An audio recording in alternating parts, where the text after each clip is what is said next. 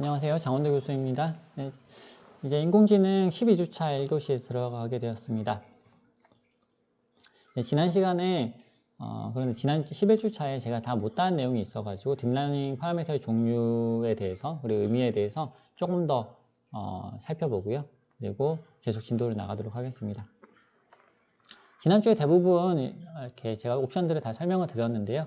마지막에 이제 조금 남았어요. 자, 먼저 지금 컴파일하는 부분에서 로스 함수를 결정하는 부분이 있고요. 그 다음에 옵티마이저를 결정하는 부분이 있습니다. 이 로스 함수라고 하는 거는 마지막 층에서 에러가 얼마나 많이 발생했는지를 평가하는 함수인데요. 자, 예를 들어서 이제 제가 어떤 입력을 줬을 때 출력이 1이 나와야 되는데 이 출력이 0.7이 나왔어요. 그럼 에러가 얼마가 발생을 했죠? 네, 0.3이 발생을 한 거죠. 0.3만큼 크게 발생했습니다. 그러면 이 0.3의 에러를 줄이는 방향으로 앞쪽에 피드 포워드, 이제 백프로바게이션을 해서 줄여야 되겠죠. 자, 그런데 이 마지막 층에서 발생한 이 에러가 얼마나 많이 발생했는지를 평가를 해줘야 되는데요.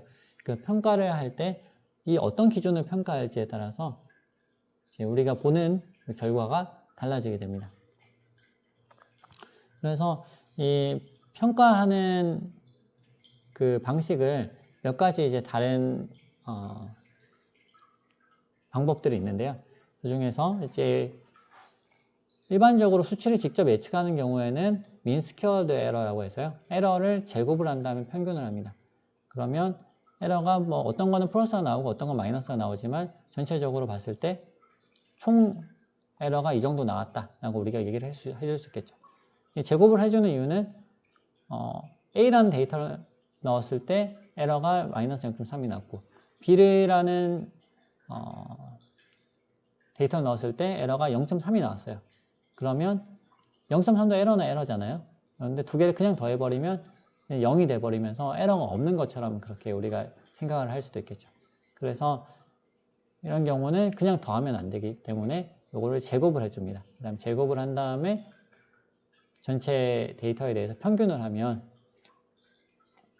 우리가 에러가 얼마나 많이 발생했는지 그 정도를 우리가 알 수가 있겠습니다. 또 다른 손실함수는 바이너스 크로스 엔트로피라고 하는 게 있는데요. 이거는 출력 노드가 한 개인 경우 이진부일 모델에서는 바이너스 크로스 엔트로피를 사용을 하고요. 그 다음에 카테고리컬 크로스 엔트로피라고 하는 모델이 있습니다. 손실함수가 있습니다. 이거는 출력 노드가 2개 이상인 분류 모델에 사용하는 함수입니다. 이 바이너리 크로스 엔트로피가 어떤 것이고 카테고리컬 크로스 엔트로피가 내부적으로 수식이 어떻게 되는가 하는 부분은 이렇게 여기서는 다루지 않고요. 넘어가도록 하겠습니다. 자, 그러면 이제 학습을 시켜야 됩니다. 학습을 시킬 때 우리가 결정을 해줄 필요가 있는 부분이 epoch라는 부분하고 배치 사이즈라는 부분입니다. 맨 마지막에 validation split이 있는데 이거는 우리가 검증하는 데이터를 따로 별도로 나누려고 하는데 그걸 얼마로 나눌까 하는 부분이기 때문에 부분이고요. 보통은 뭐 0.2나 0.3 정도로 두고 진행을 하는 것이 일반적이죠. 자, epoch하고 배치 사이즈를 보겠습니다. epoch라고 하는 거는 전체 데이터에 대해서 학습이 한 번 수행이 되는 거예요. 이게 하나의 epoch예요. 그 다음에 epoch 수를 뭐 한 번만 돌리고 이제 무슨 얘기냐면요. 데이터 입력 데이터를 넣고 그 다음 요거에 대해 입력 데이터에 대해서 액티베이션을 쫙 시키는 거예요. 해서 결과를 만들어냅니다. 그런데 데이터가 하나만 있는 건 아니죠. 그죠?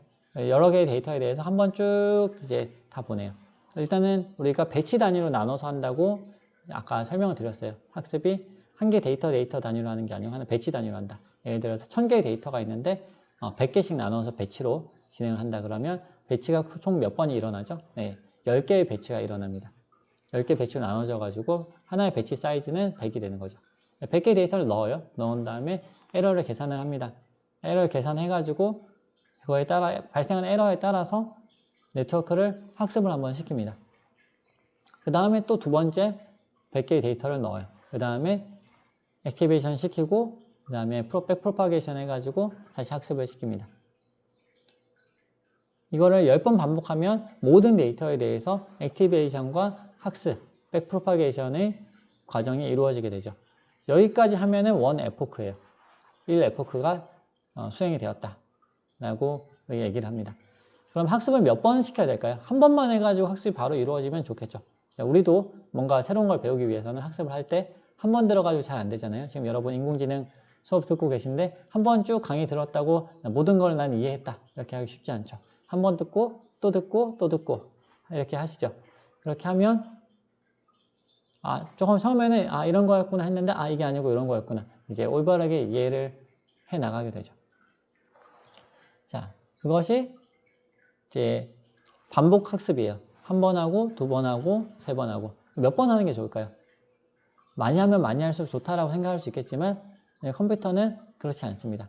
적당히 해야 돼요. 너무 많이 하면 이상하게 됩니다. 사람은 많이 하면 많이 할수록 좋은가요? 사람마다 좀 다를 수 있겠죠? 적당히 하는 것이 중요합니다.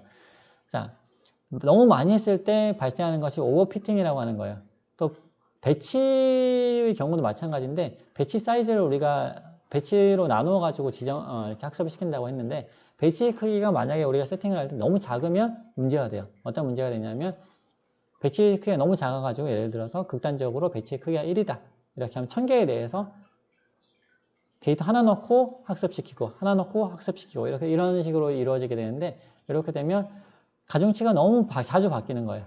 너무 자주 바뀌기 때문에 이 학습 데이터에 대해서 전체적으로 수렴을 시키기가 이거를 학습 데이터에 대해서 애큐러시를 높이기가 제법 어렵습니다. 그리고 반대로 배치 크기가 너무 크면은 주어진 학습 데이터에 대해서 완벽하게 최적화시킬 수 있어요. 그런데 테스트 정확도가 반대로 저하될 수가 있죠. 왜냐하면 이때도 오버피팅이라고 하는 것이 발생하는데 요거에 대해 어떤 주어진 데이터에 대해서만 집중해서 학습을 하다 보니까 새로운 데이터가 들어올 가능성에 대해서는 고려를 안 한 거예요. 자, 그럼 도대체 오버피팅이 무엇인가? 에포크 수가 너무 커도 학습이 오버피팅이 될 수 있다고 하고 배치 크기가 너무 커도 오버피팅이 될 수 있다고 합니다. 그럼 오버피팅이 무엇인지 한번 살펴보도록 하겠습니다. 자, 2차원 상에서 어떤 데이터가 계속 들어옵니다. 들어오는데 점이 하나 들어오고 그 다음 들어오고 자, 이런 점이 들어와서 우리가 이제 그 다음에 또 점이 어떻게 들어올까 예측을 해야 된다고 생각을 해보겠습니다. 그러면 어디쯤 발생할 것 같아요? 이렇게 차례대로 왔다라고 하면 요 정도에서 새로운 점이 나올 것이다 라고 생각을 할 수 있겠죠. 자, 그런데 만약에 오버피팅이 되면 어떤 현상이 벌어지냐면요. 오버피팅이 되면 이렇게 됩니다. 자, 요 점을 보고 이 데이터가 이렇게 성장을 하네. 에러가 어떻게 됐어요? 에러가 학습을 열심히 하다 보니까 에러가 제로가 됐습니다. 그런데 노이즈를 생각을 못한 거죠. 그래서 항상 어떤 우리가 실세계 데이터들을 다루게 되면 노이즈도 있고 그리고 가변성이 랜덤성이 있어서 좀 왔다 갔다 하는 거는 어쩔 수 없어요. 에러가 0이 될 수는 없어요. 그런데 에러를 무리하게 0으로 만들려고 하다 보니까 얘가 이상한 곡선이 만들어졌습니다. 물론 이 이상한 곡선이 정답일 수도 있어요. 그런데 많은 경우 정답이 아닙니다. 그래서 이렇게 너무 주어진 트레이닝 데이터에 오버피팅 되는 것을 막을 필요가 있는 거죠. 새로운 데이터가 여기 위에 발생을 했는데 요거에 대해서는 우리가 전혀 예측을 하지 못한 거예요. 그럼 원래는 어떻게 해야 될까요? 이상적으로는 자, 이렇게 예측을 하면 더 좋았겠죠. 그래서 학습을 항상 많이 하는 것이 좋은 건 아니다. 그래서 어느 정도의 에러를 남겨둔 상태에서 학습을 마무리해야 된다. 라는 부분이 우리가 기억을 해 두셔야 될 부분입니다. 그러면 그걸 언제 멈춰야 되는지 어느 정도의 에포크 수로 우리가 하고 그만둬야 되는지 어떻게 알 수 있을까요? 항상 적당히 하니까 도대체 어떻게 적당히를 찾나요? 라는 게 질문이 나올 수 있겠죠. 그거는 우리가 그래서 쓰는 것이 밸리데이션 데이터예요. 그러니까 보시면 여기서 밸리데이션 스플릿을 0.1로 뒀는데요. 학습을 이제 계속해서 시키시다 보면 애큐러시가 나오고요. 트레이닝 데이터에 대해서 애큐러시가 나오고 그 다음에 밸리데이션 옆에 밸리데이션 애큐러시가 별도로 나옵니다. 그래서 밸리데이션 로스도 나오죠. 그래서 밸리데이션 로스는 계속 떨어지고 트레이닝 로스는 계속 떨어지고요. 로스는 아까 뭐라고 말씀드렸죠? 오차를 최종 출력에서 나오는 오차를 평가한 그 값. 네, 오차를 전체적으로 다 합산한 값. 계산을 해가지고 합산하는 값이라고 아까 설명을 드렸어요. 그러면 이렇게 로스는 계속 떨어지고요. 그 다음에 액큐러시는 점점 올라가겠죠. 그런데 동시에 봐줘야 될 게 뭐냐면 밸리데이션 로스하고 밸리데이션 액큐러시예요. 밸리데이션 로스도 계속 떨어지고 있느냐, 그 다음에 밸리데이션 액큐러시도 계속 올라가고 있느냐, 이 부분을 봐야 되고요. 일반적으로는 밸리데이션 액큐러시가 쭉 떨어지다가 같이 떨어지거든요. 이제 트레이닝 로스가 쭉 떨어지면서 밸리데이션 로스도 쭉 같이 쭉 떨어져요. 떨어지는데 어느 순간 보면 트레이닝 로스는 계속 조금씩 떨어지는데 밸리데이션 로스가 안 떨어지고 정체가 됩니다. 그러다가 어느 순간 얘가 밸리데이션 로스가 다시 상승을 합니다. 이게 뭐냐면 오버피팅이 된 거예요. 트레이닝에 대해서는 잘 맞는데 밸리데이션 데이터에 대해서는 요거는 학습에 사용하지 않은 데이터거든요. 요거에 대해서 결과가 어떻게 나오냐, 이제 비교를 계산을 해보니까 얘는 가다가 올라가는 거예요. 그러면 지금 트레이닝 데이터에 대해서 오버피팅이 일어나고 있구나 라고 생각을 하면 됩니다. 그러면 이 그 올라가는 순간 이제 멈춰야 되는 거죠. 그렇다고 이제 한 번 올라갔다고 멈추면 또 안 돼요. 왜냐하면 올라갔다 내려갔다 올라갔다 내려갔다 이러거든요. 그래서 이게 몇 번 정도 올라가면은 이제 멈춰야겠다 라고 우리가 지정을 해줄 수 있습니다. 그게 이제 early stopping이라고 하는데요. 에포크를 50번 돌리지만 어느 정도 한 뭐 3번 연속으로 올라가는 경우에는 멈추자, 5번 연속으로 올라가는 경우는 멈추자, 이런 것들을 우리가 지정을 할 수가 있습니다. 이걸 이제 옵션으로 지정을 할 수도 있고요. 혹은 그거를 보고 특정 횟수만큼 해서 멈추자 라고 넣어 놓을 수도 있겠습니다.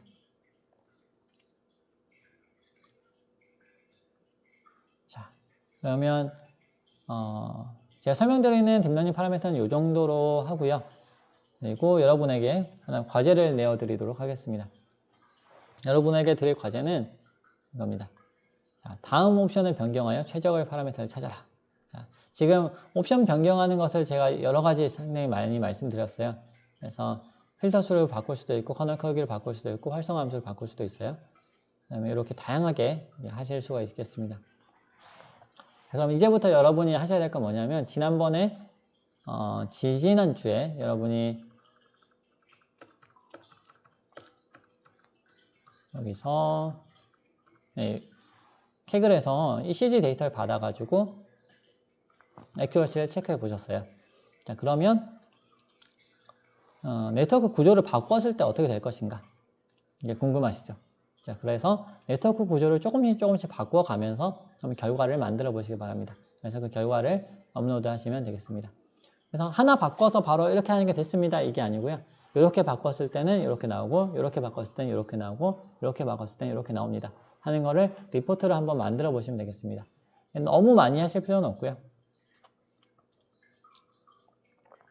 옵션이 사실 굉장히 많잖아요. 그래서 이거를 다 하면 굉장히 힘드실 거예요. 그런데 어느 정도 자기가 할 수 있는 만큼 해보시기 바랍니다.